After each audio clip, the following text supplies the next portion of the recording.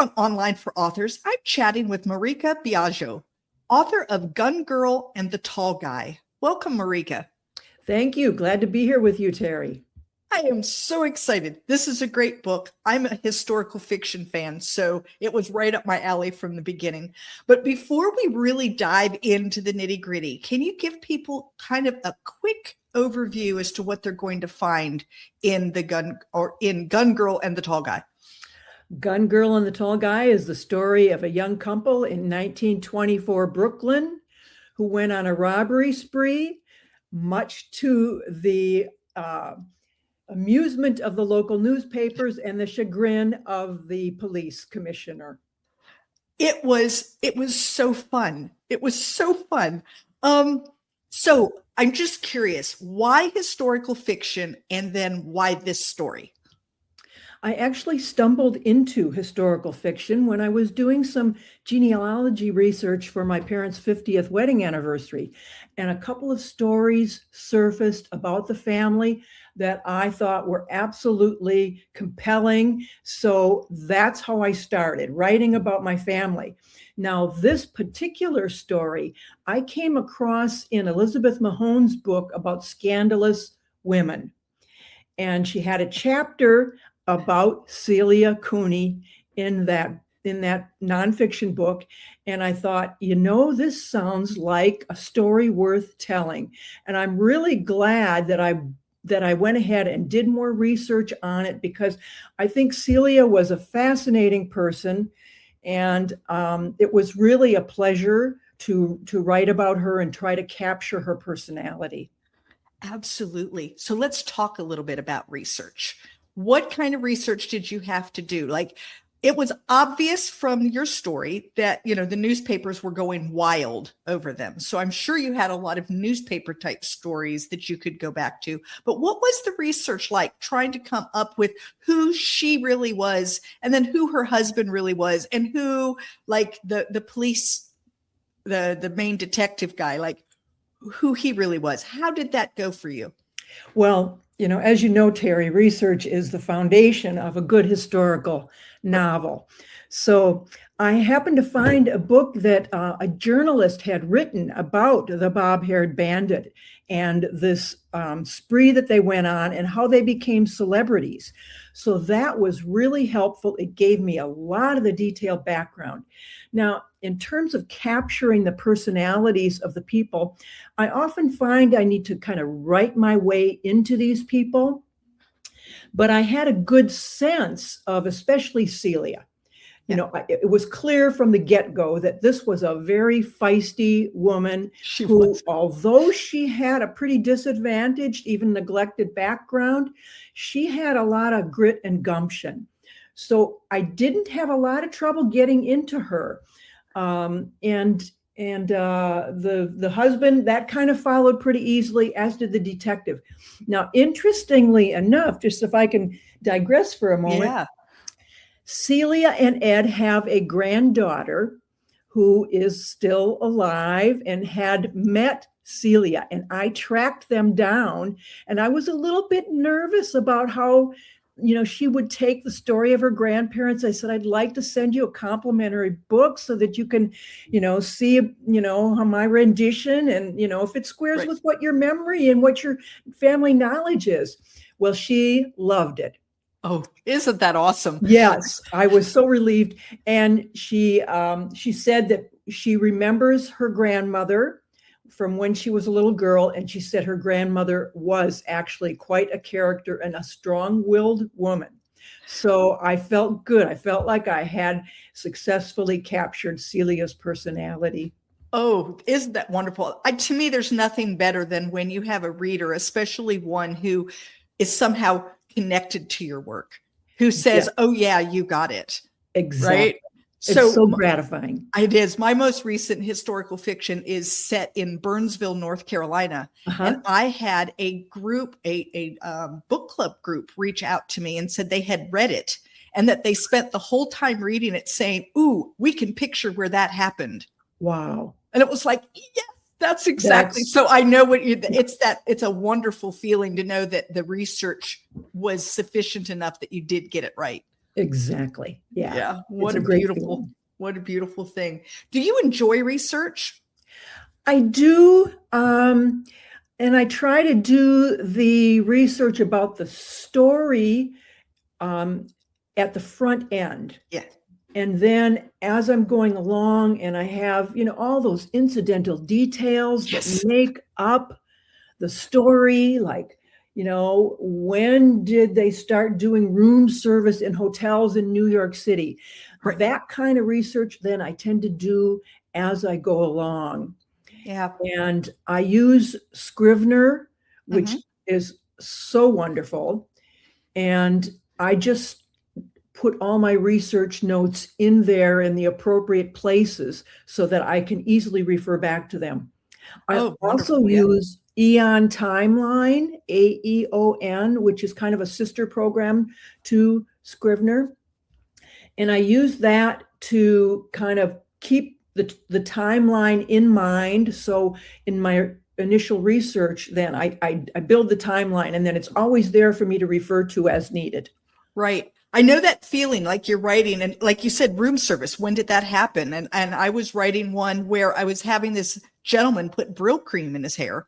And then it was like, wait a minute, this is 1937. Did they have Brill cream in 37? I know they had it by 45. And so you go and you do every now and then. You try not to do, I try not to do too much while I'm writing, because then it takes me out of the writing phase. But there are certain pieces. And if it isn't super important, like I can go and have him put Vaseline in his hair instead, I'll just highlight it and move on and come back to it. But sometimes it's critical to your story.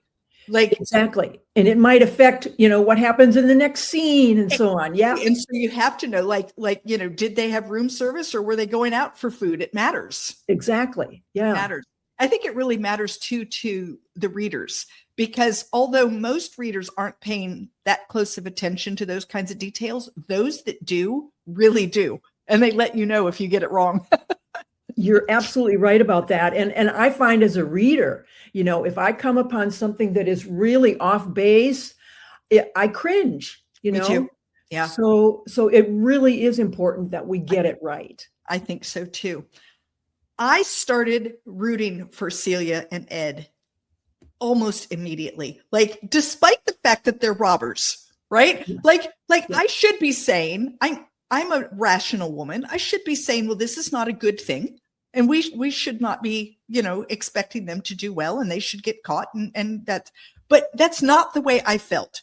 Did you feel that way when you were writing it?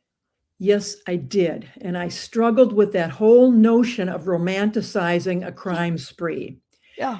And I thought, well, I want to be true to the story. And and they were, Celia kind of became a folk hero. And there were so many women in New York City who actually admired her.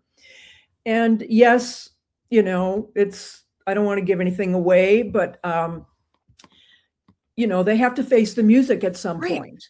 Right. And I think for me, one of the reasons why I was really pulling for them is, despite the fact that they chose a really bad way to go about doing it, their reasoning, trying to have a better life for their child, just resonated with me. And I thought, here they are, two people who, she has no education.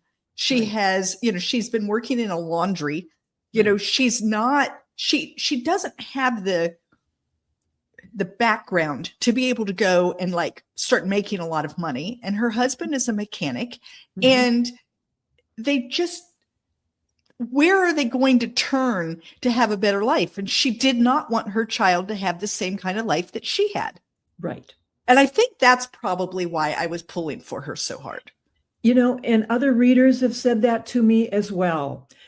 So I think that people really do understand and sympathize with Celia, and her, her life story comes out over the course of the novel. Yeah. Which I think, if you didn't root for her at the beginning, as you learn more and more about her, you would probably begin to root for her. It's like, how can you help yourself? And then, of course, we have the whole journalists who were, writing the stories, and they were getting a kick out of saying, look at this. They knew it was a woman. They knew she was short. Right. Right. And they kept saying, this little tiny woman toting a gun. Yes. And she has the entire police force. They don't even know which way to turn. Exactly. They were really a sensation at the time. And a girl robber was such a novelty. I mean, this was before Bonnie and Clyde. This was about 10 years before Bonnie and Clyde. So this petite woman toting a gun was like just, a news story made in heaven for these journalists. And then for the police to not be able to catch them. Yeah. Because they would just disappear. It'd be like they'd rob and then they'd say, now don't move. And then they'd be gone. Yeah. There was one time, I don't want to give too much away, but there was one time where they literally did it under the nose of the police, like literally under their nose. And they, at that point when they were doing it, I think they did that one just because it was under their nose. Yeah. It was like, let's see if we could do it. And they did. Yeah. So they did start getting a little bit cocky. Yes, they did. They did. But I can kind of understand, they're reading all of those stories about themselves. I think they probably got a little carried away with it. Yeah. With the fame. I want you to think about it, Maryka. If you started every morning, you wake up and you're on the front page of the newspaper and they're going on and on and on about how wonderful you are and how amazing and what you're doing and yada, yada, yada, it's going to start going to your head. I think I agree. And then you have to look at where they came from. It's not like they were famous people used to being in the news. Right. These were people that nobody even noticed on any given day. And now they're in the news.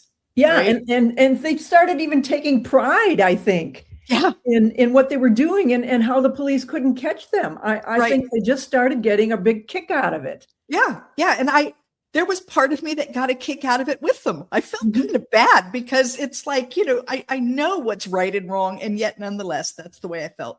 Yeah. So we've got William Casey. He's the police officer. He's kind of tasked with finding the pair. Talk a little bit about his character and how you were able to get inside his head. Yeah, I wanted to give him a little bit of a backstory. There really isn't very much known about him. The papers didn't tell much about him. Neither did this nonfiction account by the journalist about the bob-haired bandit spree. So I had a lot of license to work with him, and I wanted to have him have a family story too. Not just to have Celia and Ed have their family story, but I wanted Casey to also have a story. Right. And thus, the whole story about his wife and how she wants to go, on a transatlantic vacation and everything. That's all I manufactured that because I wanted there to be some kind of parallel between these two. Otherwise, he would have been a very flat character. Right. Exactly. But we got to know him. And so despite the fact that I wanted Celia to somehow get away with it all, I also felt really bad for this guy. Yeah. I kept thinking, because they made him out to be a complete bumbling idiot, and he really wasn't. Right. They were pretty good at what they were doing. Yeah, and they were probably pretty lucky too. Yes. Yeah. And the cops were unlucky. I think it was just a lot of circumstances that happened to come together to make this crime spree as successful as it was. So another question that I have for you, because this is so based on a real story, we have historical fiction, which means that there is a fiction element. Otherwise, it would just be a biography, or it would be like the nonfiction work that you looked at. How did you bring the fiction element into it? Like you said in his character, like you kind of created him. Where else did you bring the fiction aspect in? I think in their day-to-day lives, their conversations, the relationship between Ed and his brothers and his mother. I mean, all those conversations and all those kind of background stuff is fiction. I mean, we do know something about Celia's background because of the just the work that was done on her and so on. But other than that, the conversations that Celia had with her sisters and her mother and all of that is fictionalized. So, since I write about real people, I have this foundation that I can work from. I know key events. And then I go about asking myself, how do I get from point A to point B? And then that's where the creation comes in and the imagination about, okay, how did they get from the first robbery to the second? Right. And what, I'm just curious, just for my own, did they really go to a furniture store, or is that something you do know that was a true story? They did. They really did go ahead and splurge and buy this whole set of furniture, which kind of put them in debt. And put them in a position where they had to keep robbing to make their payments on this furniture in this lovely apartment that they're now like, wow, we're living the high life. Isn't that funny? I just found it to be, well, first of all, I read it in one evening. I sat down and started reading it, and I could not put it down. So, I mean, I thoroughly enjoyed those characters. It was just a lot of fun for me. Tell me a little bit about your writing life. Do you write every day? Do you have a certain time? Is there a place that you like to write? Those kinds of things. I do try to write every single day. And I'm fortunate to be able to say I've never suffered from writer's block. I have my morning routine. I get up, I go on my walk, I have my breakfast, and I sit down and I write for 2 to 3 hours every day, unless there's some other business that interferes.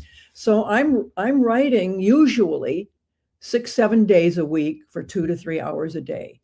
And then I'll spend some of my afternoon time doing all the ancillary activities that we need to do. Terry, of what I speak, marketing and so on. Yeah, the social media and all the things that go with it, right? Yeah, and then reading. I really feel like as writers, we have to read. Yeah. And we have to read a lot. And in a way, being a writer has ruined me as a ready because there's always this little part of me that's asking, ooh, or commenting, wow, that's really cool. How did they do that? Oh, yeah, I like that. And the language, I love absorbing, really fascinating combinations of words. And I think that being a writer means that you have to be a good reader. And in fact, when I get so lost in a novel that I quit doing that other view, it's like, all right, 5 stars for this one. I was able to completely immerse myself. Right. So I feel the same way that you do. I love to read. I read all the time. This year, I think I've read 90 books. I mean, wow. I read constantly. And I try to read across genres. Because I think that it's really beneficial, despite the fact I tend to write mostly historical fiction. I think it's beneficial to see a wider variety of what's out there. Yeah. And like you, I'm often going, ooh, how did they do that? Yeah. Or sometimes, I came right out of the story. What did they do? I want to make sure I don't do that. What happened that it pulled me out, that kind of thing. So there are negative examples too. That you learn from those. You learn and you say, ooh, I understand. In fact, there was one story I was reading. It was an excellent book, but in one spot, all of a sudden I was out because of a word that was used. And this word, though it was a common word then, is an extremely common word now that they use in a tech way. And I can't even remember what word it was, but we now use it as a tech term. Yes. And this was set in the 1800s. And when I read it, it was like, what? And so then I went and looked it up and found, well, yes, it was a word and it used to mean But it pulled me out of the story. And despite the fact exactly. that technically it was okay, Right. because of the way we use the word today, and I don't, like I said, I can't even remember what it was, but it was Yeah. a very tech term. Right. And it was But just as like, you're saying, you know, you need that sensibility to make those kinds of judgments as you're writing that okay, maybe you check engram and a word was in common usage, like awesome. But now it's such a catchword, you know, oh, awesome, that you probably wouldn't want to use it. You wouldn't want to use that. Right. Right. You just have to be very careful. So I like that idea. Tell me a little bit about, this is not your first book? No, this is my 5th published work. So tell us just real briefly about some of the other things that you've written. My debut was Parlor Games, was based on the true story of a con woman. Oh, she likes cons. This is what we yeah. And I'm not, you know, I'm not a con person. So it took me a while with this first one to really figure out how this woman pulled off all these cons. I mean, she managed to separate a lot of wealthy men from their money. The second novel, Eden Waits, is based on a true story of a utopian community founded in 1890s Michigan. My third, The Point of Vanishing, is based on the true story of a child prodigy writer who disappeared at age 25 in 1936 and was never heard from again. And my fourth novel, The Model Spy, is the true story of Toto Koopman, who was a model for Coco Chanel and turned spy during World War II for the Italian resistance and the Allies. Oh, wow. Those all sound really, really good. So, of course, my next question is what is next for you? Well, I have a lot of irons in the fire. I just finished the first draft of a novel about a woman who was a surgeon during the Civil War and an abolitionist. I have another novel coming out in April that I'm really excited about. It's titled Marjorie and Me, and it's based on the true story of the spiritualist who tangled with Harry Houdini in the 1920s and 30s. Oh, that sounds really amazing. That sounds good. I'm excited about it. Yeah. So those are two. And I suspect if you're like me, you have lots of ideas floating out there. I do. I'm in the middle of another one right now about the Sultana, which was a steamboat that sank in the Mississippi in 1865 and was actually the single largest disaster in U.S. maritime history and remains such to this day in terms of numbers of lives lost. Wow. So that I'm in the middle of writing that now. Wow, this is fantastic. So guys, if you want to keep this conversation going, you need to head right on over to Novels and Latte Book Club. There, it's on Facebook, and there you will have an opportunity to win a digital copy of Gun Girl and the Tall Guy. All you have to do is tell me something that you liked or learned while on this podcast. So Maryka, if someone wants to get in touch with you, talk with you about Gun Girl and the Tall Guy, or any of your past works or any of your future works, how do they best do that? Best way is to contact me through my website, marykabiaggio.com. I've got a contact page there. I've got pages for all the novels. I've got extras for each of the novels, little extra content to, in case people want to dip a little more into the story or stories that are like it. Fantastic. And guys, I'll have all that in the show notes so that you know how to spell Maryka Biaggio. And Maryka, I want to thank you so much for being with me today. Thank you, Terry. It's been a delight talking to another novelist of historical fiction. Thank you for listening to Online for Authors, where I, Terry M. Brown, author of character-driven fiction and host of the podcast, introduce readers to characters they'd love to invite to lunch. Tune in next Tuesday for another podcast episode.